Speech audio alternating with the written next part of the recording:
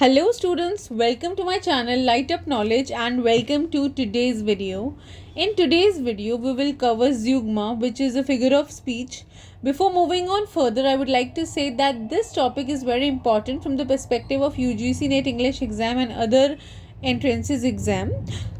We will be learning this topic thoroughly from its meaning, associated glossaries, and the examples drawn from the most celebrated authors of English literature. So it's a request to my students to watch this video completely, as a past miss can cause an incomplete understanding. So without any further ado or delay, let's jump right in. Let's understand Zeugma. So there are two approaches in understanding this figure of speech, Zeugma.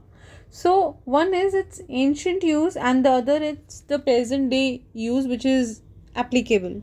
So ancient use is that Zeugma is a Greek word. Okay, so basically Zeugma is a word in Greek language and that means yoking. Okay, yoking basically means joining something in close relationship. You use a yoke to join two animals, to relate two animals together, so that is yoking. Next is its present day use, means its usage in literary sense in the field of literature. What do we conceive of it? So it is applied to expression in which a single word, and that single word can be a verb or a preposition, okay, so that stands in the same grammatical relation.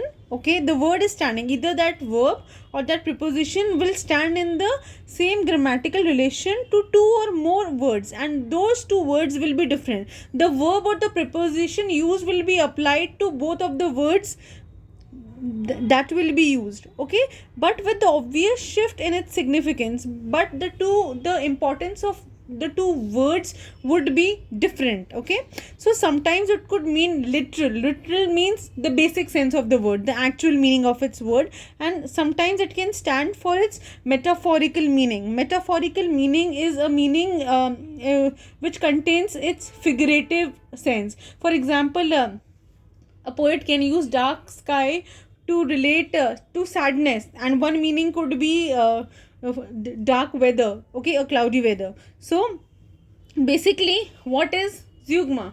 Zeugma is that figurative device with which a verb or preposition is used to mean two different words. Okay, one verb or preposition standing for two different words, and either it could stand for a literal sense or either it could stand for a metaphorical sense. If you look at this example closely, you will observe that the writer has beautifully made the use of Zeugma here. She looked at the object with suspicion and a magnifying glass. So looking is a verb which is related to two other words. Okay, looking with suspicion and the other is looking with a magnifying glass, one denoting the literal meaning and the other obviously showing its metaphorical sense to it. Let's have some examples of Zeugma. The first one is, Miss Bolo went home in a flood of tears and a sedan chair. So this example is written by Charles Dickens, where the word went is related to two other phrases, that is, in flood of tears, Miss Bolo went in flood of tears, and in a sedan chair. So sedan chair is an enclosed chair. Okay, so here, therefore, this verb went is related to the flood of tears and a sedan chair. The next example is, circled with his royal disdain and the affection of his people. So this example is by the Evelyn's description of the character Charles, where he goes on to say that he is circled, he is engrossed, he is head to foot in his royal disdain. Disdain is a jeweled crown, and he's circled with two phrases, royal disdain and with the love of the people, the affection of the people. The next example is from Pope's, or stain her honor or her new brocade. So staining, this verb is related to two other things. It is standing for two other things, where one can stand for its literal meaning and the other could be for its metaphorical sense. In the first sentence, it is the stain of honor, and in the other way, it is the stain of the cloth brocade.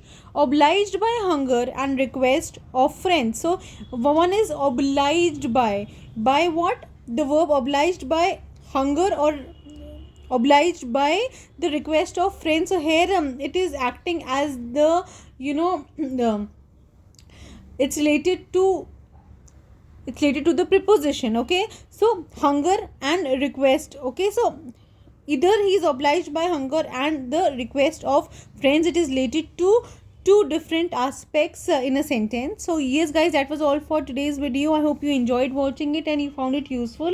If you did, please like, share and subscribe to my channel. All the important playlists will be linked down in the description box below. Keep learning and keep growing.